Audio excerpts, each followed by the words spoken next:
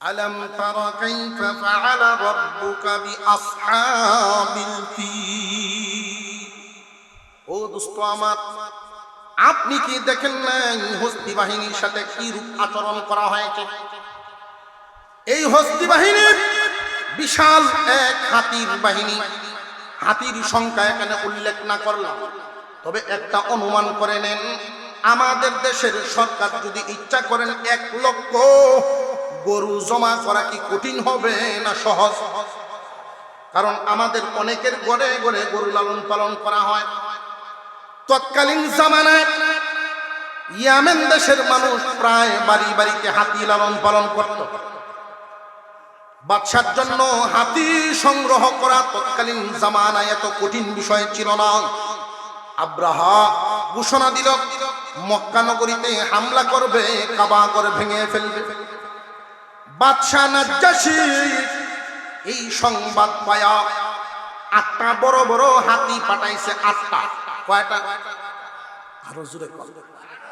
এই 8টা হাতি পাঠাইছে। যাও, এই 8টা হাতি নিয়ে যুদ্ধের ময়দানে যাইবা। পিছনে তো হস্তি বাহিনী আছে, 8টা হাতি থাকবে তোমার সামনের বাহিনীতেই। এর মধ্যে একটা বড় হাতি, যেই হাতির নামে মহান আল্লাহ সূরা নাজিল করেছে। শব্দটা সূরার ভিতরে আছে, আলাম তারা কাইফা ফাআলা রাব্বুকা বিআসহাবিল ফিল। ফিলুন বড় হাতি। এই বড় একটা হাতি, যেই হাতিটার নমুনা, যেটার সাদৃশ্য দুনিয়ার আর কোথাও ছিল না। দেখতেও যেমন বড়, গুণেও সে অগ্রসর। এই হাতিটার অভ্যাস ছিল, গুণ ছিল। হাতি নিজের ভাষা তো বুঝতই, মানুষের স্বাভাবিক কথাবার্তাও বুঝত। এই হাতিটার নাম ছিল মাহমুদ। এই মাহমুদ নামক হাতি প্রশংসিত হাতি। যেই হাতির প্রশংসা করা হয়েছে, এই হাতির উপরে আব্রাহা সোয়ার হয়েছে। বাকি 8টা হাতি দিল। নাজ্জাশী শিকায়া দিছে, তুমি তো কোনদিন মক্কা নগরীতে যাও নাই। তৎকালীন জামানার খানায় কাবার ঘর 8টা ফিলারের উপরে স্থাপিত ছিল। আব্রাহাকে এটাই বোঝায় দেওয়া হয়েছে, বড় বড় 8টা হাতি দিলাম এই কারণে, শিকল, লম্বা শিকল বাঁধবা হাতিগুলোর গলায়, আর 8টা ফিলারের মধ্যে বাঁধিয়া একসাথে টান দিয়া জমিনে ফেলায়। বাংতে সহজ হবে, বড় বড় 8টা হাতি দিছে। আব্রাহা তার বাহিনী নিয়ে যখন সামনের দিকে অগ্রসর হয়, লম্বা ইতিহাস। আস্তে আস্তে আস্তে আস্তে এখানে কাবার কাছাকাছি একটা জায়গার নাম মক্কা নগরীর কাবাগরের দূর, কাবাগর থেকে 8 কিলোমিটার দূরে একটা জায়গা, চারণভূমি, বিশাল অঞ্চল, বিশাল মাঠ। ওই জায়গাটার নাম হলো মাগমাস। ওই জায়গার মধ্যে আইসা তারা তাবু গাড়ছে। আব্রাহা বলে, প্রথমেই মক্কা নগরীতে আমরা ঢুকবো না, ওইখানে একজন বাহককে দিয়ে চিঠি নিয়ে যাও, মক্কা নগরীর মানুষদেরকে সাবধান করে দাও, মক্কার মানুষেরা যদি আমার বাহিনীর সামনে মোকাবেলা করতে চায়, বাধা দেয়, আমরা যেই কাজের জন্য এসেছি এই কাজে যদি তারা বাধা প্রদান করে, তাহলে আমরা আগে প্রথমে মক্কার মানুষদেরকে মারবো, এরপরে যেই উদ্দেশ্যে আসছি কাবা ঘর ভাঙব। আর যদি তারা বাধা প্রদান না করে, তাহলে মানুষদের কোনো জানমালের ক্ষতি করব না, আমরা যেই উদ্দেশ্যে আসছি সেই কাজ করে চলে যাব। একজন মানুষ ছিলেন সেখানে, হানাতা নামক মানুষ। এই হানাতাকে দিয়ে চিঠিতে পাঠায়া দিলেন। হানাতা ছিলেন কাবাগরের একজন প্রেমিক আশিক। বন্দী হয়ে আব্রাহা বাহিনীর সাথে আসছে, বন্দী হইয়া রাস্তায়। হানাতা চিঠিটা নিয়ে মক্কা নগরীর সামনে গিয়া তৎকালীন প্রথা অনুযায়ী উঁচা একটা টিলার মধ্যে দাঁড়াইছে। রে মক্কার মানুষ, তোমাদের জন্য বিরাট বড় দুঃসংবাদ। কারণ হানাতায় জানে মক্কার মানুষেরা নিজের সন্তানের চাইতেও আল্লাহর ঘরকে মহব্বত করে। মক্কার মানুষেরা কাবার জন্য পাগল। মক্কার মানুষ, তোমাদের জন্য বড় দুঃসংবাদ। সব মানুষ হাজির হয়ে গেছে, চিঠি পরে পড়ানো শুরু হয়ে গেছে, চিঠি পরে শোনাচ্ছেন। বিশাল শক্তিধর বাহিনী, ইয়ামেনের সম্রাট আব্রাহা হাতি বাহিনী নিয়ে আসছে, তোমাদের উপরে হামলা করবে। তার উদ্দেশ্য হলো কাবা ঘর ভেঙে ফেলা, আল্লাহর ঘর এখানে রাখবে না। যদি তোমরা তা বাধা দাও, তার সাথে মোকাবেলা করো, আগে তোমাদেরকে মারবে, এরপরে কাবা ঘর ভাঙবে। তোমরা কি মোকাবেলা করবা নাকি তার কাজ তারে করতে দিবা? মক্কা নগরীর কিছু সংখ্যক মুরব্বীরা একত্রিত হয়ে বলেন, এটা আমরা জানি না, আমাদের একজন মুরব্বী আছেন যার কথায় আমরা চলি। বর্তমানে যিনি এখানে কাবা দেখাশোনা করেন, আমাদের এই মুরব্বী, উনার নাম আব্দুল মুত্তালিব। হুজুর আকরাম সাল্লাল্লাহু আলাইহি ওয়াসাল্লামের দাদা জান আব্দুল মুত্তালিব তখন এখানে আসলেন। আয়েশা যখন ঘটনা শুনলেন, হানা তাকে বলতেছেন, রে হানাতা, তুই তো প্রতি বছর হজের মৌসুমে মক্কায় আসস, হাজিদের খেদমত করস, তুই কি বুঝায় বলস নাই? আব্রাহারে কি তুই বুঝাস নাই? এই ঘর দুনিয়ার মানুষের কোনো ঘর না, এই ঘর আল্লাহর ঘর। এই ঘর সাধারণ দিনে মঞ্জুরি না, বিশেষ এক মুহূর্তে, বিশেষ একটা সময়ে আল্লাহর কাছে মঞ্জুর। ইব্রাহিম আলাইহিস সালাম আর ইসমাঈল আলাইহিস সালাম পিতা পুত্র দুইজন মিলে আল্লাহর প্রেমে পাশ করেছে, আল্লাহর মুহাব্বতের পরীক্ষায় পাশ। ইব্রাহিম আলাইহিস সালাম ছুরিটা লাগাইছেন ইসমাঈল আলাইহিস সালামের গলার দিকে, ছুরি ছেড়ে দিয়েছেন আল্লাহু আকবার বলে। আল্লাহু আকবার বলে বাপে ছুরি হাত থেকে ছেড়ে দিয়েছেন। আর কোনো দয়া মায়া বাকি নাই। আল্লাহর ভালোবাসা সন্তানের চাইতেও বেশি, এটা প্রমাণ হয়ে গেছে। আল্লাহ পাক রব্বুল আলামিন এটা পরীক্ষা করার জন্যই ইব্রাহিম আলাইহিস সালামের কাছে চাইছিলেন। যেই মাত্র ছুরিটা উনি ছেড়ে দিলেন, আল্লাহু আকবার বলে তামাম পৃথিবীর সমস্ত ফেরেশতারা একসাথে চিৎকার দিয়ে উঠেছিল, আল্লাহ, ইসমাইলের গলা কাটতে হবে না, বুঝে ফেলেছি তারা যে আশরাফুল মাখলুকাত কেমনে, মানব জাতি যে শ্রেষ্ঠ জাতি, ফেরেশতার চাইতেও যে মানুষের দাম আপনি কেন বাড়াইছেন, এটা বুঝাইবার জন্য বুঝি আজকের এই ঘটনা ঘটাইছেন। আমরা বুঝে ফেলেছি, মানুষেরা প্রমাণ করেছে নিজের সন্তানকেও মহব্বত আল্লাহর চাইতে বেশি না। আলহামদুলিল্লাহি কাফা ওয়া সালামুন আলা ইবাদিহিল্লাযীনা ইসতাফা। أما بعد فأعوذ بالله من الشيطان الرجيم. بسم الله الرحمن الرحيم. ألم تر كيف فعل ربك بأصحاب الفيل ألم يجعل كيدهم في تضليل وأرسل عليهم طيرا أبابيل ترميهم بحجارة من سجيل فجعلهم كعصف مأكول. صدق الله العظيم.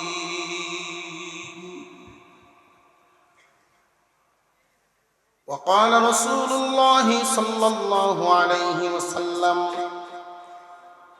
خيركم من تعلم القرآن وعلمه وصدق رسوله النبي الكريم ونحن على ذلك من الشاهدين والشاكرين والحمد لله رب العالمين اللهم صل على محمد وعلى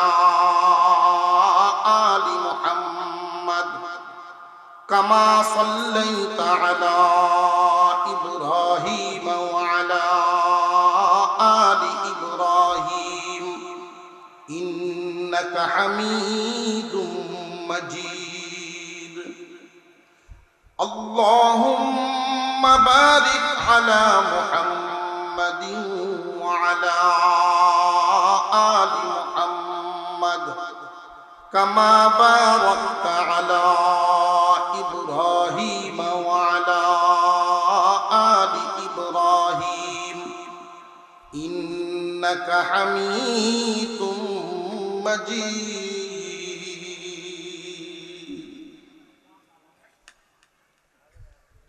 সুনামগঞ্জের বিশম্বরপুর দক্ষিণ বাদাকাট আহমদুল উলুম পুরানগাঁও কওমি মাদ্রাসার উদ্যোগে আয়োজিত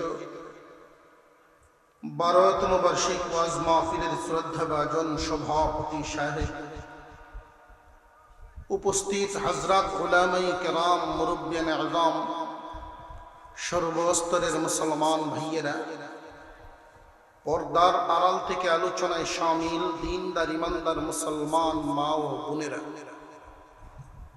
আল্লাহ পাক রব্বুল আলামিনের দরবারে শুকর আদায় করি, যিনি একান্ত দয়া করে মেহেরবানি করে আমাদেরকে মুমিন মুসলমানের ঘরে জন্ম দিয়েছেন, সুস্থ একটা হায়াত দিয়েছেন, এই মুহূর্তে কোরআনের মজলিসে বসাইছেন। এজন্য আল্লাহর শুকর আদায় করি, আলহামদুলিল্লাহ। কর্তৃপক্ষের আবদার আপনাদের সামনে সূরা ফিলের আলোচনা করা। 30 পারা কোরআনের একটা সূরার নাম সূরা ফিল। পুরা 30 পারা কোরআনুল কারীমের ভিতরে 114 খানা সূরা আছে। আমার কথা বুঝে থাকলে বলেন কতখানা সূরা আছে? 114 খানা সূরা আছে। এটা আমাদের প্রত্যেকেরই জানা থাকা দরকার একজন মুসলমান হিসেবে আমার কোরআনে কতটা সূরা আছে। এই 114 খানা সূরার মধ্যে অত্যন্ত সুপরিচিত, নামাজে প্রায় সময় তিলাওয়াত করার মতো এই সূরা সূরা ফিল। ফিলুন শব্দের অর্থ হলো হাতি। হাতির নামে আল্লাহ একখানা সূরা নাজিল করেছেন। সূরাটা নাজিল করেছিলেন ইসলামের প্রাথমিক যুগে, যখন নাকি কালিমার দাওয়াতের মিশন চলছে। আস্তে আস্তে মুসলমানরা কালিমার ছায়া চলে আসতেছে, মানুষ দিন দিন কালিমা গ্রহণ করে মুসলমানদের দল বাড়তেছে।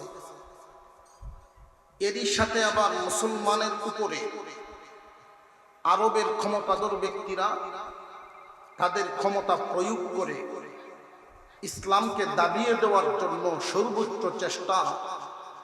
এমন কোনো লাইন নাই, এমন কোনো লাইনের নির্যাতন নাই, এমন কোনো লাইনের বাধা নাই যে ইসলামকে থামানোর জন্য তারা চালায় নাই। আমার আপনার পয়গম্বর হুজুর সাল্লাল্লাহু আলাইহি ওয়াসাল্লাম এই পরিস্থিতিতে মানসিকভাবে ব্যথিত হলেন। মনের ভিতরে একটা চাপ, মনের ভিতরে একটা দুঃখ। ও আল্লাহ, কালিমার দাওয়াত শুরু করেছি, কিছু সংখ্যক মানুষ মুসলমান হচ্ছে। এই মুসলমানদের আদর্শ দেখে, মুসলমানদের নিয়ম নীতি দেখে অনেক মানুষ মানসিকভাবে প্রস্তুতিও নিতেছে মুসলমান হবে বলে। যেইভাবে নির্যাতন শুরু হয়েছে, যেইভাবে বাধা দেওয়া শুরু হচ্ছে, আমি এই কালিমার দল নিয়ে আমি এই মুসলমানদেরকে নিয়ে সামনের দিকে কেমনে আগাবো। আল্লাহ তুমি আমাদের উপরে সাহায্য করো। মানসিক শক্তি বাড়ানোর জন্য, আমার আপনার পয়গম্বরের মনের জোর বাড়ানোর জন্য, মুসলমানদের মনের শক্তি বাড়ানোর জন্য আল্লাহ ইসলামের প্রাথমিক যুগে এই সূরা ফিল আলাম তারা সূরা নাযিল করেছিলেন। এই সূরার যে বিষয়বস্তুটা সূরা নাযিল করে আল্লাহ বুঝাইলেন, দোস্ত চিন্তার কোনো কারণ নাই, ভাবনার কোনো কারণ নাই।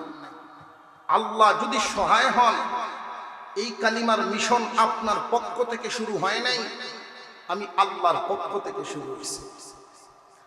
আপনি তো জমিনে একা নন, আমি আল্লাহ আপনার সাথে আছি। আর আল্লাহ যদি সহায় হন, দুর্বল দলেরও বিজয় হয়। আর একটু জোরে বল, আল্লাহ যদি সহায় হন, দুর্বলেরও বিজয় হয়। এই সূরার একটা ফজিলত আপনাদেরকে শোনায়া দেই। কোন জালেম যদি কারোর উপরে জুলুম চালায়, অন্যায়ভাবে হঠাৎ একজনের উপরে গায়েবী মামলা দিয়ে দিবে, জুলুম না জুলুম না, কোন ক্ষমতাধর শক্তিধর মানুষ অন্যায়ভাবে দুর্বলের উপরে অত্যাচার চালায়, এর বিচার জমিনে তার জন্য মিলে না। আমি একটা তদবির, আমি একটা সবক আপনাদেরকে দেই, মনে রাখবেন। নামাজ পড়বেন 5 ওয়াক্ত, 40 দিন পর্যন্ত এই আমলটা করবেন। দৈনিক 300 বার এই সূরা কানা তিলাওয়াত করবেন। আগে পিছে দুরূদ করবেন, বেজুর সংখ্যা, 1 বার 3 বার 5 বার 7 বার 9 বার 11 বার বেজুর সংখ্যা দুরূদ করবেন আগে এবং পিছে। দৈনিক 300 বার সূরা ফিল তেলাওয়াত করবেন। 40 দিন পর্যন্ত 5 ওয়াক্ত নামাজ। আর এই আমল যদি জারি রাখেন, জালিম আপনার কাছে পরাজিত হতে বাধ্য হবে। আল্লাহ পাক কুরআনুল কারীম তো আমাদেরকে দিয়েছেন নিয়ামত হিসেবে। তো আমরা কোরআন থেকে অনেক দূরে সরে গেছি, এই জন্য আমাদের হালত মাঝে মাঝে বিপদের সম্মুখীন হয়। এর জন্য কি অন্য কেউ দায়ী না আমরা নিজেরাই? এই সূরা নাজিল করে আল্লাহ পাক রব্বুল আলামিন আমার আপনার পয়গম্বর এবং তৎকালীন মুসলমানদেরকে এটা বুঝাইলেন, তোমরা যেই এলাকার মধ্যে কালিমার মিশন শুরু করছো, দাওয়াতি কাজ শুরু করেছো, যদিও শক্তিধর ব্যক্তিরা তাদের শক্তি প্রয়োগ করে তোমাদের উপরে নির্যাতন চালাচ্ছে, একটু সবুরের সাথে মজবুতির সাথে সামনের দিকে অগ্রসর হও। ওরা তোমাদের কোনো ক্ষতি করতে পারবে না, তোমাদের মিশন থামাতেও পারবে না। কারণ যেই ঘরের আশপাশে তোমরা এই কাজ করছো, সেই দিন খুব বেশি কত হয় নাই, ইতিহাসটা খুব বেশি লম্বা দিনের নয়। এই ঘরকেই আল্লাহ একদল শক্তিশালী একটা হাতি বাহিনীর হাত থেকে মহান আল্লাহ সাহায্য করে এই ঘর এবং এই মক্কা নগরীর আশপাশের এলাকাবাসীকে আল্লাহ বাঁচাইছিলেন। ইতিহাসটা খুব বেশি দিন আগের নয়। বেশি দিন আগের নয় মানে এই হাতি বাহিনীর ঘটনাটা আল্লাহ পাক ঘটিয়েছেন কখন? আমরা সূরার ভিতরে গিয়ে ঢুকি, আস্তে আস্তে আলোচনা সামনে আসবে ইনশাআল্লাহ। আলম তারা কাইফা ফাআলা রাব্বুকা বিআসহাবিল ফিল আলম ইয়াজআল কাইদাহুম ফি তাদলিল ওয়া আরসালা আলাইহিম তায়রান আবাবিল তারমিহিম বিহিজারাতিন মিন সিজ্জিল ফাজআলাহুম কাআসফিন মাকুল। আল্লাহ বলেন, আলাম তারা, আপনি কি দেখেন নাই, কাইফা ফাআলা রাব্বুকা, কি রূপ আচরণ করেছেন আপনার রব। ও পয়গম্বর, আপনি কি দেখেন নাই কি ব্যবহার করেছিলেন আপনার রব বি আসহাবিল ফিল, হস্তি বাহিনীর সাথে আপনার রব কি আচরণ করেছেন আপনি কি দেখেন নাই। আলাম ইয়াজআল কাইদাহুম ফি তাদলিল, আপনার রব কি এদের চক্রান্ত নস্যাৎ করে দেন নাই। ও দোস্ত, আপনি কি দেখেন নাই আপনার রব হস্তি বাহিনীর সাথে কি আচরণ করেছেন এবং এদের চক্রান্ত কি তিনি নস্যাৎ করে দেন নাই। এই হস্তি বাহিনী বিশাল শক্তি নিয়ে তো এসেছিল। আমরা এখানে তাফসীরি আলোচনা করতে পারবো না, সময়ের অভাব। ঐতিহাসিক একটু আলোচনা করি। আলাম তারা কাইফা ফাআলা রাব্বুকা বিআসহাবিল ফিল, আপনি কি দেখেন নাই আপনার রব এই হাতি বাহিনীর সাথে কি করেছে। এদের চক্রান্ত কি আল্লাহ নস্যাৎ করে দেন নাই। এইখানে আমাদের তিনটা প্রশ্ন আছে। এক নম্বর প্রশ্ন হলো, এই হাতি বাহিনী কারা। দুই নম্বর প্রশ্ন হলো, তারা এসেছিল কোথায় থেকে। তিন নম্বর প্রশ্ন হলো, এদের চক্রান্তটা কি ছিল। খানায়ে কাবা ভাঙতে আসছিল এটা আমরা জানি। কাইদুন শব্দ দিয়া চক্রান্ত যেটা বোঝানো হয়, জেনে রাখবেন চক্রান্ত বলা হয় ওই বিষয়টাকে যার বিরুদ্ধে করা হচ্ছে সেটা সে জানে না। যার বিরুদ্ধে করা হচ্ছে সেটা সে জানে না, তার অজানা একটা বিষয় আছে, এটারই বলে চক্রান্ত। হস্তি বাহিনী কারা ছিল, এসেছিল কোথায় থেকে, এদের চক্রান্তটা কি ছিল। এক নাম্বার, হস্তি বাহিনী কারা ছিল। দুই নাম্বার, এসেছিল কোথায় থেকে। তিন নাম্বার, এদের চক্রান্তটা কি ছিল। সংক্ষিপ্ত কথা, হস্তি বাহিনী এসেছিল ইয়ামেন দেশ থেকে।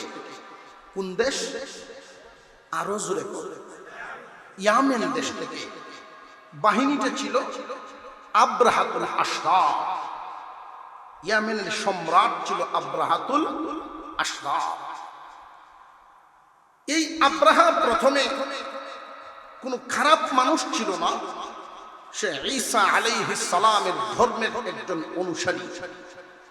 আমার আপনার পয়গম্বর দুনিয়াতে আসার আগে, আমার আপনার পয়গম্বরের নবুয়তি পাওয়ার আগে, এই দুনিয়া ব্যাপী কোন পয়গম্বরের দ্বীনই বৈধতা ছিল, কোন পয়গম্বরের দ্বীন ইসলাম ছিল, এটা আমাদের জানা থাকতে হবে।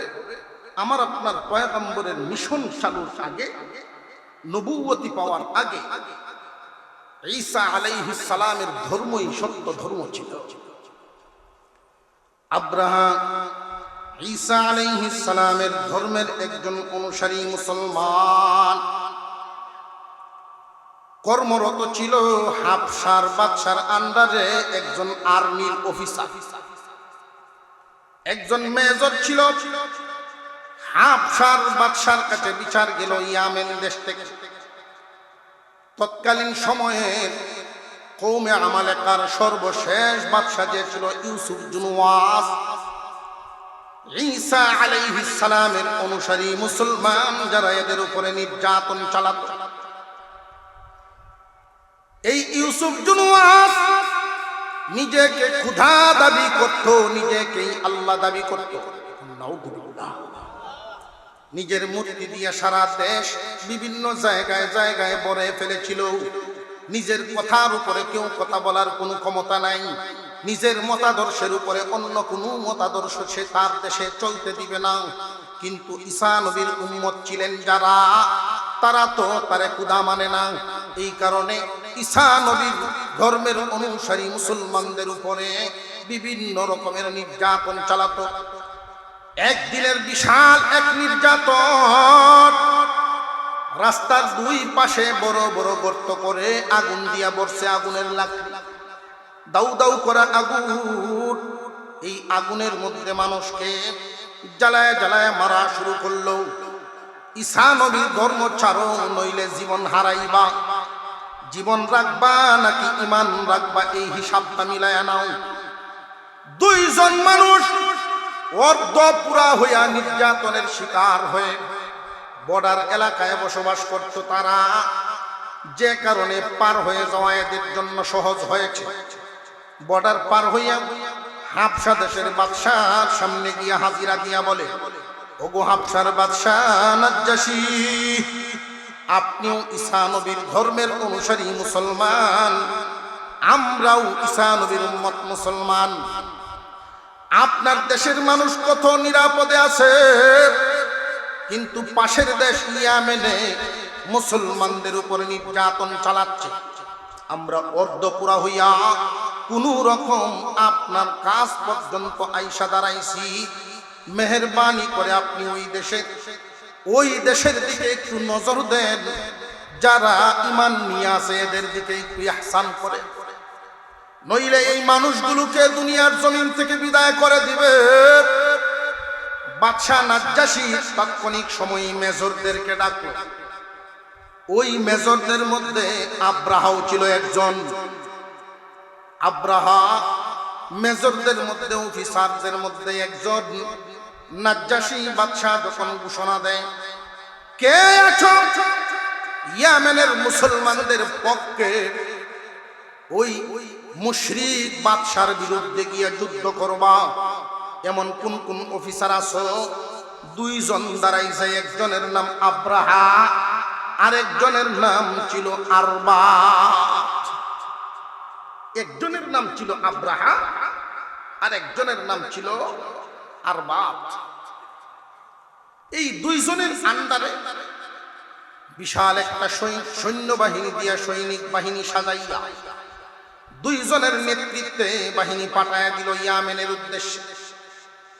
এই যে বাহিনীটা গেল যুদ্ধ করার জন্য, তারা মুসলমানদের পক্ষে যুদ্ধ করবে। দলটা কি বেঠিক না সঠিক? আরো জোরে কম। সঠিক দলের উপরে আল্লাহর রহমত আছে না না? আল্লাহ পাকের সাহায্যে বেশি সময় লাগে নাই, মাত্র 2 সপ্তাহের ব্যবধানে পুরা দেশ মুসলমানদের দখলে চলে আসছে। মুশরিক বাদশাহ ক্ষমতা, মুশরিক বাদশার সৈন্যবাহিনী, কেউ দেশ ছেড়ে পলায়ন করেছে, কেউ আত্মসমর্পণ করেছে, কেউ কচু কাটা হয়ে দুনিয়া থেকে বিদায়ী হয়েছে। বাদশার অবস্থা হলো, কোন কোন বর্ণনায় পাওয়া যায় মুসলমান সৈনিকেরা তাকে গ্রেপ্তার করে নিয়ে পাহাড়ের উপরে উঠাইছে। উঠাইয়া বলে, তুই নাকি খুদা, তুই তো নিজেরে খুদা দাবি করস, তাহলে তুই নিজেরে বাঁচা।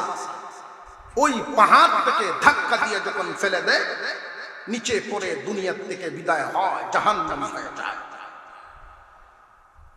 এখন বুঝেন বিষয়টা, ইয়ামেন দেশ মুসলমানদের দখলে চলে আসছে। আব্রাহা এবং আরবাত মেজর কিন্তু একজন না, মেজর হইলেন 2 জন। এই 2 জনের ভিতরে এখন ধাক্কাধাক্কি শুরু হয়েছে। মসনদ নিয়া কে ইয়ামেনের সম্রাট কে হবে? নাজ্জাশীর কাছে চিঠি পাঠাইছে নাজ্জাশী, ইয়ামেন দেশ মুসলমানদের দখলে চলে আসছে, এখন দেশ যে চালাইবে, পরিচালনা কেমনে করবো আমরা? চিঠির উত্তরে উনি পাঠাইছে, একজন সম্রাটের আসনে বসো, আর একজন তার আন্ডারে থাকো। একজন হবে সম্রাট আর একজন হবে সেনা প্রধান। দুইজনে মিলে দেশটা সুন্দরভাবে চালাও।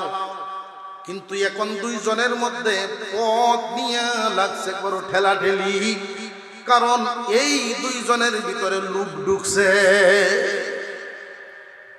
দুজনের ভিতরে ঢুকছে কি? লোভ। জেনে রাখবেন, লোভে মানুষ অন্ধ হয়। লোভে মানুষ এতক্ষণ পর্যন্ত যা শুনলে আব্রাহার ইতিহাস, আব্রাহা ব্যক্তি হিসেবে কোনো খারাপ ছিল না ভালো? আরো জোরে কন। একজন মুসলমান, ঈসা নবীর উম্মত, এবং মুসলমানদের পক্ষে একজন যোদ্ধা। কিন্তু লোভে পাইছে দুজনরে। লোভে মানুষ অন্ধ হয়ে যায়। কেউ পথ চারবার চায় না। খুব লক্ষ্য করে দেখবেন, সিংহাসন এটা এমন একটা জিনিস, যদি কেউ একবার লোভে পাইছে, চেয়ারের লোভ যদি কারোর অন্তরে ঢুকে, লক্ষ্য করে দেখবেন হাঁটতে পারে না, বুড়া হয়ে গেছে, এরপরেও ইলেকশন ছাড়ে না।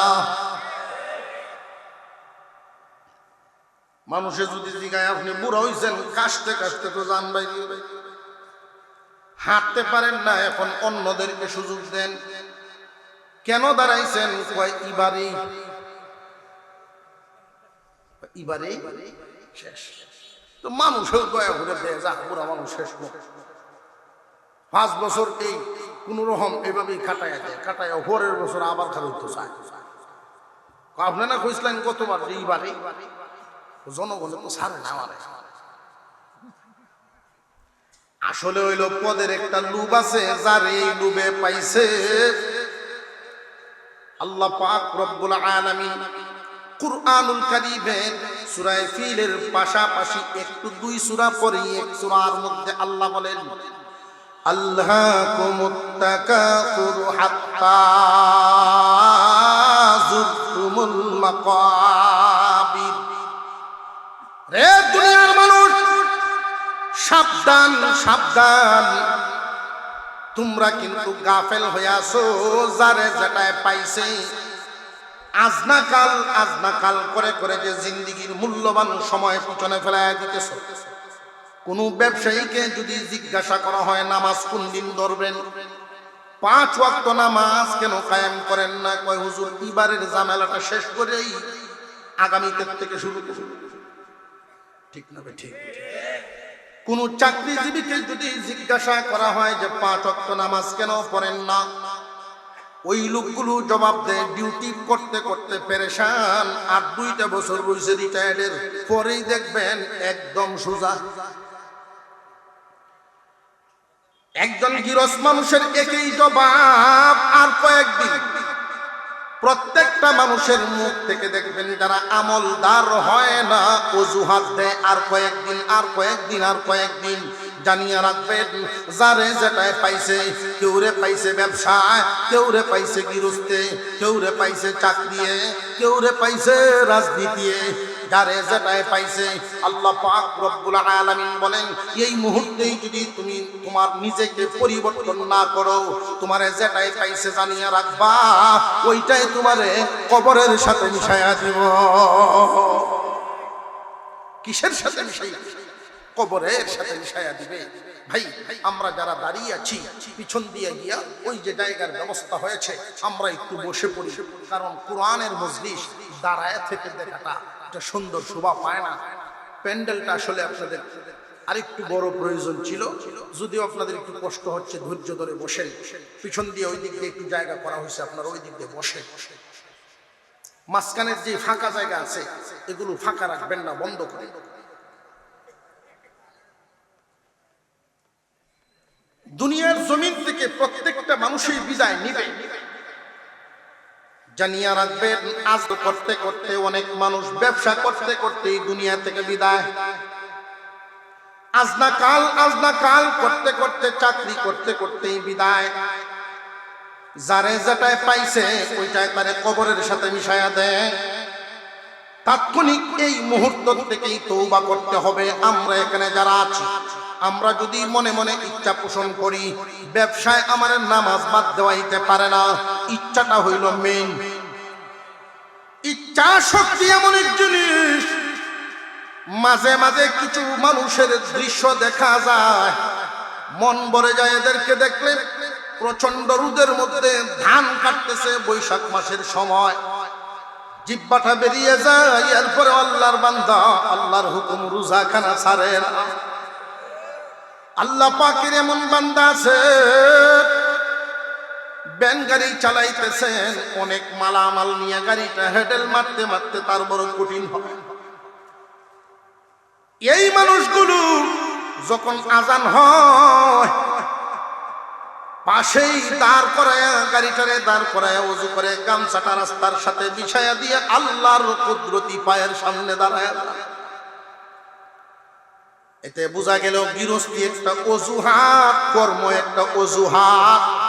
মন রে বুঝাও বান্দা, যদি মন রে তুমি না বুঝাও, এই অজুহাতে তোমারে কবরের সাথে লাগায়া দিব, হেদায়েত নসিব হইবে না।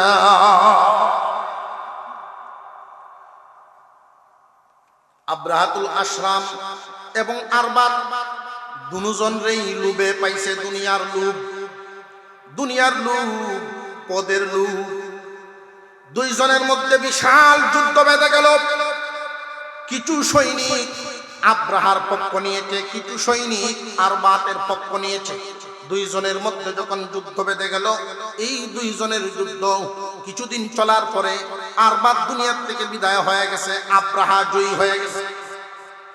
এই আব্রাহা ইয়ামেনের সম্রাট, ইয়ামেনের সম্রাট হওয়ার পরে তার মন মানসিকতা আস্তে আস্তে পরিবর্তন হওয়া শুরু হয়েছে।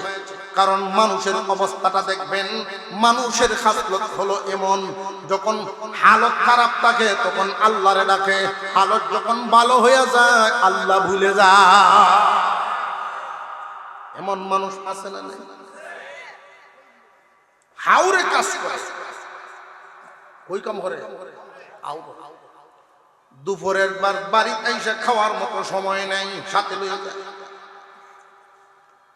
ভোর বেলায় নাস্তা করে সামান্য খাবার খেয়ে দুপুরের খানাটা হাতে লইয়া যায়। খেতে আইলে বাদ খায় আর কয়, আল্লাহ যদি গো একটু চাউনি করতা, একটু যদি রহম করতা, 5টা ওয়াক্ত নামাজ তোমার গরো গিয়ে হতো। দোয়া করে কোরআন বইয়া আউরো আল্লাহর কি মেহেরবানি। দূর সম্পর্কের এক আত্মীয়র মাধ্যমে তার বড় ছেলেটা বিদেশ যাওয়ার ব্যবস্থা হয়ে গেছে। এখন গেল বিদেশ, প্রতি মাসে 30,000 টাকা। এখন তো আর হাওড়ে গিয়ে দুপুরে ভাত কম লাগে না, মোটামুটি একটা পরিবেশ তৈরি হয়েছে। কিন্তু এই পরিবেশ তৈরি হওয়াতে তার আচার আচরণ, চাল চলনও কিছু পরিবর্তন হয়েছে। প্রত্যেক দিন দুপুরে 3টার দিকে বাজারে যায়, রাত 10টা পর্যন্ত বাজার হইতে। যদিও পাশে মসজিদ আছে, আজান শুনতেছে, কিন্তু কইছেন যে আল্লাহ তোমার বড়কে ভর্তা মনে নাই, বুঝলি। আবার নতুন নতুন যারা দুরবস্থা দূর হইয়া একটু ভালো অবস্থায় হয়, সমাজের কিছু মানুষ আছে ফর খাওয়া, এরা দেখবেন এদের সাইডে ফিরে ঘোরা শুরু করে।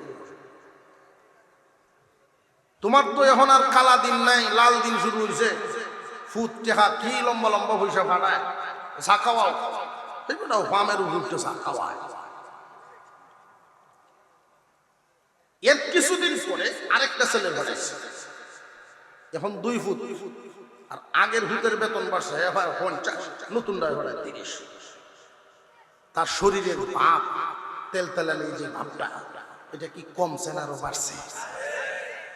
এখন কিছু মানুষে কয় যে তোমার তো আর আগের দিন নাই, আমরা তো মনে মনে ভাবতেছি তোমার আগামীতে দাঁড় করাই। দাঁড় করাই হয়, আমি এটা দিয়ে কি দাঁড় হয় না? পয়সা কি তোমার সাথে খরচ করে কেউ পারবো? তখন দেখা যায় তারও মনোভাব নাই। ঈদ আইছে পোস্টার টাঙ্গাইছে শুভেচ্ছা স্বাগত দেখেনি না দেয় না দিছে এলাকার মানুষ মনে করলো যা গরিব মানুষ সুযোগ সুবিধা হয়েছে দাঁড়াইছে মানুষের দরদ বুঝবো সঠিক মতে কাজ করবো দিছে বুট দিয়া মেম্বার বানায় এখন পরিষদে গিয়ে তো একটা চেয়ার পাইছে মেম্বারের চেয়ারও বইয়া হেডের চেয়ার কোনটা মানুষের অন্তর যারে যেটাই পাইছে এটাই সারে না কবরের সাথে মিশাইয়া দিল আব্রাহা সম্রাট হয়েছে ইয়ামেনের সে যে একজন মেজর ছিল ওইটা কিন্তু বুঝলা গেছে ইয়ামেনের সম্রাট হইয়া তার আত্মতৃপ্তি পায় না তার মনের ভিতরে লোভ জাগছে বিশ্ব সম্রাট হইতে হইব বিশ্বের সম্রাট হওয়া লাগবে এটাই ছিল তার মনের চক্রান্ত মনে কিন্তু তখনকার সময় মিডিয়ার যুগ ছিল না তখনকার সময়ে দেশে দেশে খবর পৌঁছানো মানুষের কানে কানে খবর একটা পৌঁছানো এত সহজ ছিল না এক দেশের চিঠি আরেক দেশের সময় লাগতো 1 মাস 1.5 মাস 2 মাসের সময় ঠিক না ঠিক আরেকটু জোরে কর এখন তো মিনিটের ভিতরে এক দেশের খবর আরেক দেশের পাস হয় তৎকালীন সময় এমন ছিল না সে চিন্তা ভাবনা করে দেখলো এমন একটা কাজই করতে হবে যেই কাজটা সারা বিশ্বের কোনায় কোনায় ছড়িয়ে যায় আমি এমন একটা আতঙ্ক তৈরি করব এমন একটা কাজ করব বিশ্বের বড় বড় রাজা বাদশারা যেন আমার নাম শুনেই ভয়ে প্রকম্পিত হয়ে যায় এমন একটা কাজ করব নিষ্ঠুর থেকে বড় নিষ্ঠুরতার পরিচয় দিব লম্বা ইতিহাস তার দেশের ভিতরে একটা গির্জা বানাইছে তার মনে মনে চিন্তা ভাবনা হলো তামাম পৃথিবীর মানুষ বছরে একবার হজ পালন করার জন্য মক্কা নগরীতে জমা হয় এমন একটা ব্যাপার আমার দেশেও তৈরি করতে হবে ইব্রাহিম আলাইহিস সালামের হাতে গড়া ইব্রাহিম আলাইহিস সালাম ইসমাঈল আলাইহিস সালামের হাতে সংস্কৃত খানায়ে কাবার ঈদগাহ ইব্রাহিম আলাইহিস সালামের মিল্লতের উপরে যারা আছে তারা গিয়ে হজ করুক আমরা খ্রিস্টান ধর্মের মানুষ আমরা আলাদা করে গির্জা বানায় ফেলবো তার দেশের যেই বাজেট হয় সারা দেশের রাষ্ট্রীয় বাজেটের 3 ভাগের 1 ভাগ খরচ করে বিশাল এক গির্জা বানাইছে প্রথম পৃথিবীর বিভিন্ন দেশ থেকে বিভিন্ন ব্যক্তিরা আইসা দেখা গেছে কিন্তু পরের বছর আর ওই গির্জায় মানুষ আসে না জানিয়ে রাখবেন আল্লাহর কুদরতি আল্লাহর নিদর্শনই একটা মানুষের তৈরি আরেকটা মানুষের তৈরিটার প্রতি মানুষের আকর্ষণ কম আর আল্লাহর নিদর্শনের প্রতি মানুষের আকর্ষণ দিন দিন কমে না দিন দিন বাড়ে ঠিক না আলহামদুলিল্লাহ সূরা আমরা প্রত্যেক নামাজের রাকাতে রাকাতে পড়ি না প্রত্যেক রাকাতে রাকাতে পড়ি এরপরেও কি শুনছেন নি কারোর জবানে এই সূরাটা বদলাইলো যত পরে মজা বাড়ে কারণ এটা আল্লাহর কালাম খানায়ে কাবা আল্লাহর ঘর এই কাবা ঘর যারা একবার দেখেছেন দেখে যারা সফর করে চলে আসছেন ওই মানুষগুলোর মন বারবার পাগল পারা হইয়া যায় আবার যদি যাইতে পারতাম আল্লাহর ঘর দেখতাম এই ঘর দেখার স্বাদ মানুষের মিঠে না ঠিক না ঠিক কিন্তু আমরা দেশের মধ্যে সবচাইতে বড় একটা ব্রিজ পদ্মা সেতু এই পদ্মা সেতু বানানোর পরে মানুষ গিয়ে দেখবার জন্য গেছেনি না গেছে আরো জোরে একবার যদি একজন যায় পয়সা খরচ করি এর পরে কি আর যায়নি এক পাড়ার মানুষ গেছে গাড়ি ভাড়া করে দেখতেছে আরেক পাড়ার লোকেরা কয় আমরা এই পাড়ার লোকরা এখন গাড়ি ভাড়া করে যাই রাস্তা চিনি না তুই আমরা সাথে লো তুই তো দেখতে তোর পয়সা দেওয়া লাগতো না শুধু লো না আমার মাপ কর আমার মাথা ঘুরে বমিও যাইতো চায় না ঠিক না বে ঠিক আল্লাহর কুদরত আর মানুষের বানানো কি এক না বেশ কম? গির্জার দিকে এখন মানুষ আর যায় না, পৃথিবীর মানুষ আর জমা হয় না। আব্রাহার অন্তরে তো আগুন দাউ দাউ করে জ্বলা শুরু হয়েছে, লুবে সে অন্ধ হয়ে গেছে। লুবে মানুষ যখন অন্ধ হয়, লক্ষ্য করে দেখবেন, মানুষ যখন অন্ধ হয়ে যায় তখন আর কোনো কিছুই সে দেখে না। মানুষ যখন লুবের কারণে অন্ধ হয়, মসজিদের টাকা কায় চোখে দেখে না, গুরুস্থানের বাজেট কায় চোখে দেখে না। ঈমান আমল বরবাদ করে ফেলে, লক্ষ্যই থাকে না। মানুষ যখন লুবে পড়ে যায়, লুবে মানুষ অন্ধ হইলে খুব ভালো করে বুঝবেন। আমি একজন মূর্খ মানুষের কথা থেকে এই কথাটা নিয়েছিলাম, যদিও উনি নাম লিখতে পারতেন না, কিন্তু 10 গ্রামের মাতাব্বরি করতেন। উনি বলতেন প্রায় সময় একটা কথা, লুবের সাথে আকলে হারে না। লুবের সাথে আকলে হারে না। এটার অর্থ হলো, কেউ যদি লুবি হয়, ডিগ্রি ভাষের আকল এই লুবিরে ধ্বংস থেকে বাঁচাতে পারবে না। আকল বুদ্ধি যতই হোক পারবে না। যদি লুবি হয়, তার ধ্বংস নিশ্চিত, আকলে তারে বাঁচাইতে পারবে না। আব্রাহারে পাইছে লুবে, সে যে একজন মুসলমান, তারও যে ঈমান আছে এক আল্লাহর উপরে, এটা সে ভুলে গেছে। এইখানে কাবার ঘর যে আল্লাহর ঘর, এই ঘর তো কোনো মানুষের ঘর না, এটা আল্লাহর ঘর, এটা সে ভুলে গেছে। তার অন্তরে চক্রান্তের আগুন জ্বলে উঠলো। সেই আগুনটা কিসের আগুন? তার চিন্তা হলো, গির্জা জমিয়েছিলাম তামাম পৃথিবীর মানুষদের নজর এদিকে আনবো বলে, কিন্তু যেহেতু মানুষের নজর আসে নাই, কাবাগর যেইখানে মানুষ প্রতি বছর গিয়া জমা হয়, সেই কাবাগর আমি ভেঙ্গে ফেলবো। নাউযুবিল্লাহ। কাবাগর যখন ভেঙ্গে ফেলবো, তামাম পৃথিবীর রাজা বাদশারাই সংবাদ পাবে কোন বাদশাহী কাজ করলো, কার হৃদয়টা এত শক্ত।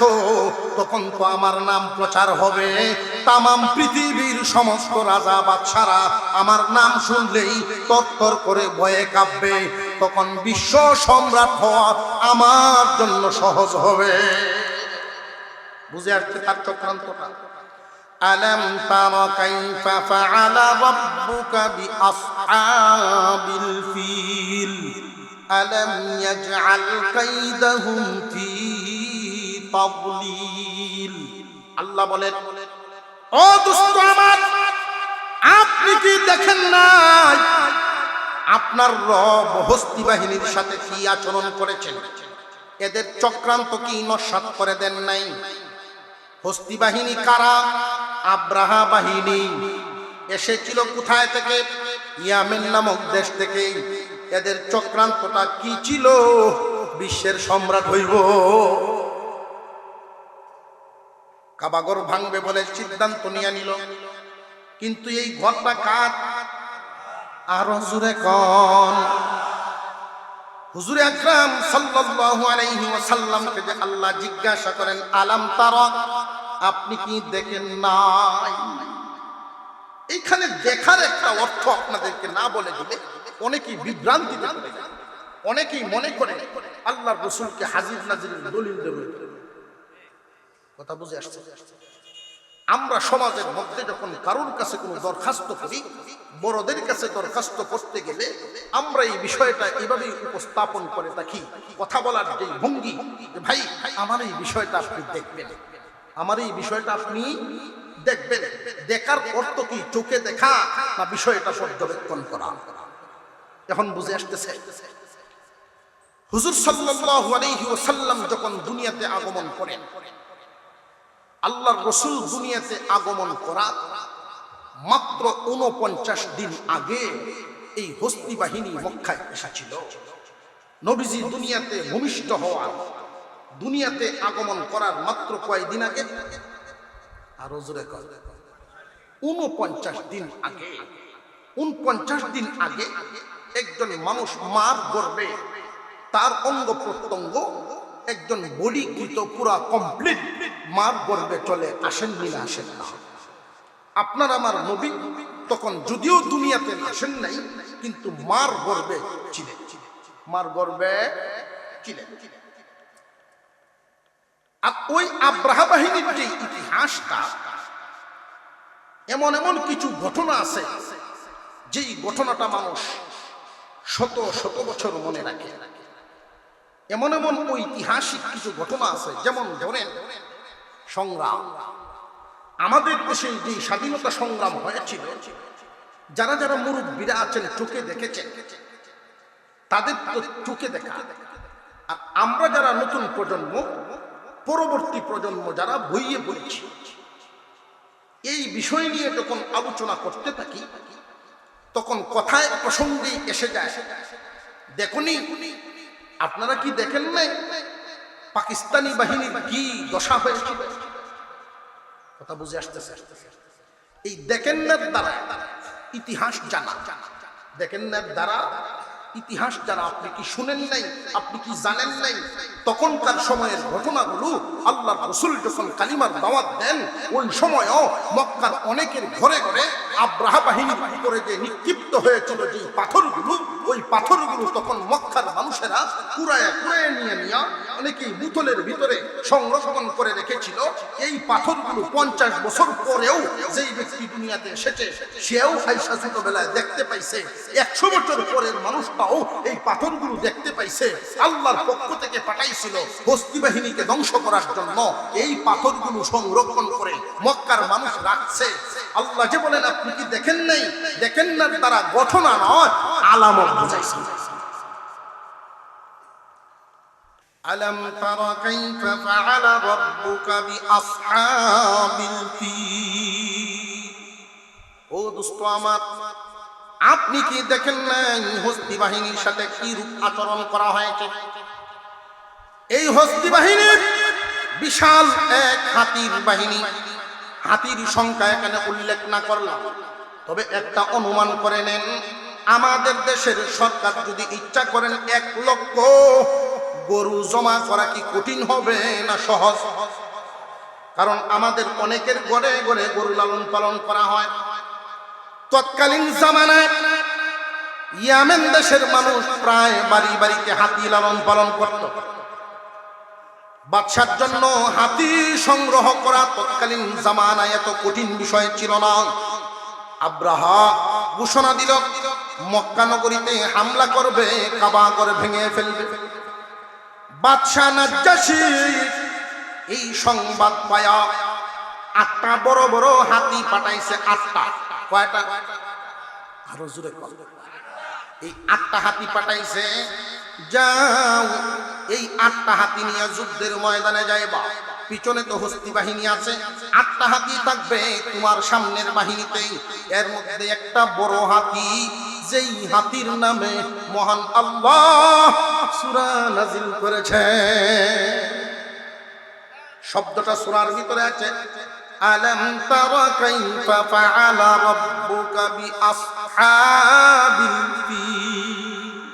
ফিলুন বড় হাতি। এই বড় একটা হাতি, যেই হাতিটার নমুনা, যেটার সাদৃশ্য দুনিয়ার আর কোথাও ছিল না। দেখতেও যেমন বড়, গুণেও সে অগ্রসর। এই হাতিটার অভ্যাস ছিল, গুণ ছিল। হাতি নিজের ভাষা তো বুঝতই, মানুষের স্বাভাবিক কথাবার্তাও বুঝত। এই হাতিটার নাম ছিল মাহমুদ। এই মাহমুদ নামক হাতি প্রশংসিত হাতি। যেই হাতির প্রশংসা করা হয়েছে, এই হাতির উপরে আব্রাহা সওয়ার হয়েছে। বাকি 8টা হাতি দিল। নাজ্জাশী শিকায়াত দিছে, তুমি তো কোনদিন মক্কা নগরীতে যাও নাই। তৎকালীন জামানার খানায় কাবার ঘর 8টা ফিলারের উপরে স্থাপিত ছিল। আব্রাহাকে এটাই বোঝায় দেওয়া হয়েছে, বড় বড় 8টা হাতি দিলাম এই কারণে, শিকল, লম্বা শিকল বাঁধবা হাতিগুলোর গলায়, আর 8টা ফিলারের মধ্যে বাঁধিয়া একসাথে টান দিয়া জমিনে ফেলায়। বাংতে সহজ হবে, বড় বড় 8টা হাতি দিছে। আব্রাহা তার বাহিনী নিয়ে যখন সামনের দিকে অগ্রসর হয়, লম্বা ইতিহাস, আস্তে আস্তে আস্তে আস্তে এখানে কাবার কাছাকাছি একটা জায়গার নাম মক্কা নগরীর কাবাগরের দূর, কাবাগর থেকে 8 কিলোমিটার দূরে একটা জায়গা, চারণভূমি, বিশাল অঞ্চল, বিশাল মাঠ। ওই জায়গাটার নাম হলো মাগমাস। ওই জায়গার মধ্যে আইসা তারা তাবু গাড়ছে। আব্রাহা বলে, প্রথমেই মক্কা নগরীতে আমরা ঢুকবো না, ওইখানে একজন বাহককে দিয়ে চিঠি নিয়ে যাও, মক্কা নগরীর মানুষদেরকে সাবধান করে দাও, মক্কার মানুষেরা যদি আমার বাহিনীর সামনে মোকাবেলা করতে চায়, বাধা দেয়, আমরা যেই কাজের জন্য এসেছি এই কাজে যদি তারা বাধা প্রদান করে, তাহলে আমরা আগে প্রথমে মক্কার মানুষদেরকে মারব, এরপরে যেই উদ্দেশ্যে আসছি কাবা ঘর ভাঙব।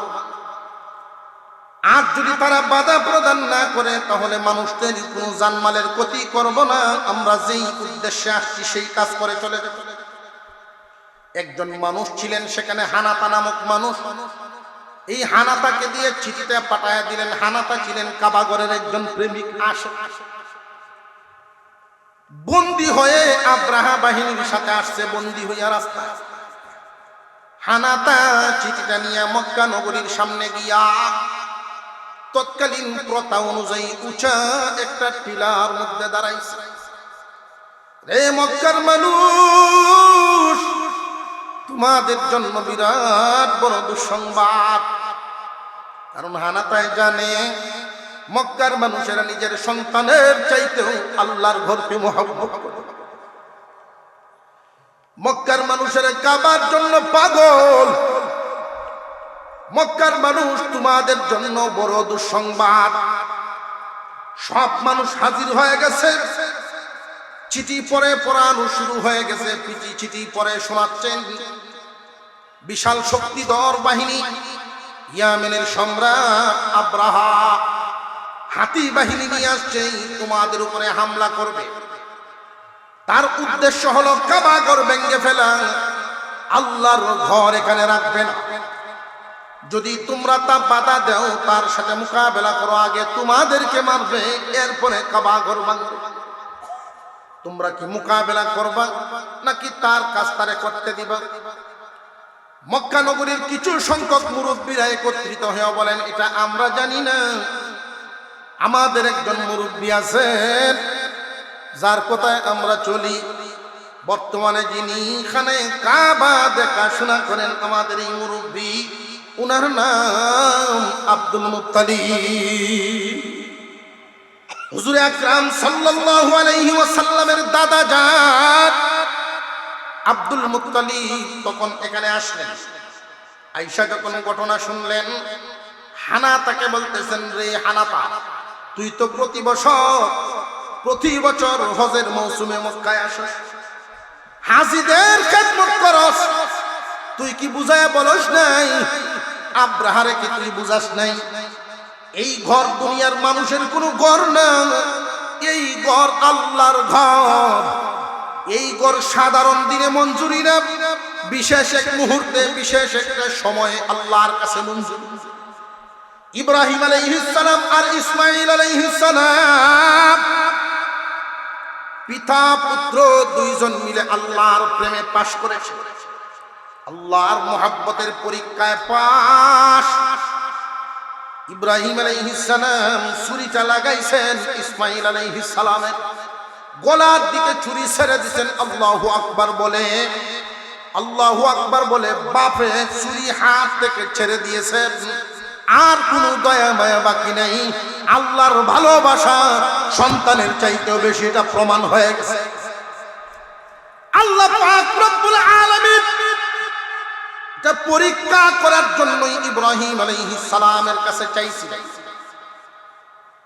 যেই মাত্র ছুরিটা উনি ছেড়ে দিলেন, আল্লাহু আকবার বলে তামাম পৃথিবীর সমস্ত ফেরেশতারা একসাথে চিৎকার দিয়ে উঠেছিল, আল্লাহ, ইসমাইলের গলা কাটতে হবে না, বুঝে ফেলেছি তারা যা আশরাফুল মাখলুকাত কেমনে, মানব জাতি যে শ্রেষ্ঠ জাতি, ফেরেশতার চাইতেও যে মানুষের দাম আপনি কেন বাড়াইছেন এটা বুঝাইবার জন্য বুঝি আজকের এই ঘটনা ঘটাইছেন। আমরা বুঝে ফেলেছি মানুষেরা প্রমাণ করেছে নিজের সন্তানকেও মহব্বত আল্লাহর চাইতে বেশি না, আল্লাহর মহব্বত বেশি, এটা প্রমাণ করে ফেলছে। আমরা বুঝে ফেলেছি, স্বীকার করে নিয়েছি তারাই শ্রেষ্ঠ মর্যাদার অধিকারী, আমাদের চাইতে মানুষ দামি। স্বীকার করে নিয়েছি আল্লাহ ইসমাঈলের গলাটা কাটায়েন নাও, আল্লাহ কাটান নাই। লম্বা ইতিহাস, পিতা এবং পুত্র একসাথে দাঁড়াইছেন, পিতার হাতে ছুরির দাগ, পুত্রের হাতে ধুলাবালির দাগ, পুত্রের গায়ে ধুলাবালি, পিতার হাতে ছুরি ধরার দাগ। এমত অবস্থায় আল্লাহ বলেন, দোস্ত খলিল, আমি আল্লাহ খুশি হয়ে গেছি, আপনি পরীক্ষায় পাস। এই মুহূর্তে আপনি যা চাইবেন আমি আল্লাহ তাই দিব। আল্লাহু আকবার বলেন, আল্লাহু আকবার বলেন, আরো জোরে জবান খুলে বলেন আল্লাহু আকবার। আল্লাহ পাক রব্বুল আলামিন বলেন, যা চাইবেন আমি আল্লাহ তাই দিব। ইব্রাহিম আলাইহিস সালাম বলেন, আল্লাহ যা চাইব তাই দিবেন। এমন একটা বস্তু চাইব যেটা আপনার কাছে একটাই আছে, মুহাম্মাদুর রাসূলুল্লাহ। শ্রেষ্ঠ নবী এবং শেষ নবী আমার ইসমাঈলের বংশধরের মধ্যে দিবেন। আমার এই ইসমাঈলের বংশের মধ্যে শেষ নবীকে দান করবেন, এটা একটা বস্তু চাইলাম। 2 নাম্বার, এই বংশধরেরা যেন আপনার গোলামি করবার পারে একটা ঘর বানাইবার অনুমতি দিবেন। মঞ্জুর হয়েছে 2 বস্তু একদিনে। খানায় কাবা, হেড মিস্ত্রির নাম ইব্রাহিম আলাইহিস সালাম, যুগালুর নাম ইসমাঈল আলাইহিস সালাম। কাবাগর দুজনে বানাইছিলেন, ওই কাবাগর বাংতে আসছেন, মঞ্জুর হয়েছিল মুহাম্মদুর রাসূলুল্লাহ। উনি কোথায় আছেন? মার ঘরে। আব্দুল মুত্তালিব আব্রাহাকে বুঝাইলো, আব্রাহা বুঝে নাই।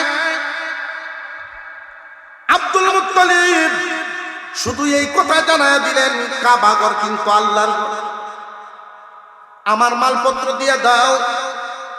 চারণভূমিতে অনেক ছাগল, বকরি, বেড়া, উট, ঘোড়া ছিল, এগুলো নিয়ে আসছে। আল্লাহর ঘর, হস্তি বাহিনীর সাথে যুদ্ধ করার ক্ষমতা আমাদের নাই, এই জন্য আমরা যুদ্ধ করলাম না। আল্লাহর ঘর যদি হইয়া থাকে আল্লাহ হেফাজত করবেন, আমাদের ক্ষমতা নাই, আল্লাহর উপরে ছেড়ে দিলাম। যদি আমরা যুদ্ধ করি, নারী, শিশু, বৃদ্ধ সহ কেউ বাঁচবে না, সব মারা যাবে। এজন্য এখানে একটা উসুল হলো, মুসলমানদের সংখ্যা এখন তামাম দুনিয়ায় বেশি। বাবরি মসজিদ ভাঙলো, আল্লাহর ঘর ভাঙছে, তাহলে আল্লাহর সাহায্য আমরা কেন পেলাম না? আল্লাহর সাহায্য না পাওয়ার কারণ হলো এখনকার সময়ে মুসলমানদের সংখ্যা কি আগের মতো না অনেক বেশি? মুসলমানদের ক্ষমতা যখন আছে যুদ্ধ করার, হকের পক্ষে লড়ার, হকের পক্ষে লড়ার, যুদ্ধ করার ক্ষমতা যেহেতু মুসলমানদের আছে, মুসলমানরা যখন নিজেদের ক্ষমতাটা ব্যয় করবে, এরপরে আল্লাহর সাহায্য আসবে। শুধু ঘরে বসে দোয়া করলে। আব্রাহা আসতেছে হস্তি বাহিনী নিয়ে, বিশাল বাহিনী। আল্লাহ পাক রব্বুল আলামিন এই মুহূর্তে ঘটনা ঘটায়া দিলেন, ওয়া আরসালা আলাইহিম তাইবান আবাবিল। পাখি বাহিনী পাঠাইলেন, প্রত্যেকটা পাখির সাথে 3টা করে পাথর, একটা টুটে, 2টা 2 পায়ের পাঞ্জা। পাথরগুলোর অবস্থা মুসুরির ডাইলের চেয়ে একটু বড়, ইটের শুকরির মতো কোনা খুললে কাটা কাটা পাথর। এই পাথরগুলো যখন ছাড়ে এদের উপরে, পাথরটা যার গায়ে পরে রক্তের বাস পাইলেই দৌড় মারে ভিতরে। এত শক্তি এই পাথরের গায়ে, মানুষের খাদ্যটা এমন হয়ে গেছে, তখনকার সৈনিকদের দলেরা আব্রাহা বাহিনীর অবস্থাটা এমন হয়েছে বক্ষিত বুশির মতো, অর্থাৎ উপরে চামড়ার প্যাকেটটা আছে, ভিতরে নারী বুড়ি হাড় গুস্ত সব গলায়া ফেলছে। গজবটা কার? আরো জোরে বলেন কার? সেই আল্লাহ এখনো আছেন না? না, আল্লাহ পাকের সৈনিক, আল্লাহর ঢোল সারা জিন্দেগি ভর মনে রাখবেন। আল্লাহর সাহায্য যদি আপনার সাথে থাকে, ভয়ের কোনো কারণ নাই, চিন্তার কোনো কারণ নাই। আল্লাহ পাক আল্লাহর ঘরকে হেফাজত করেছে।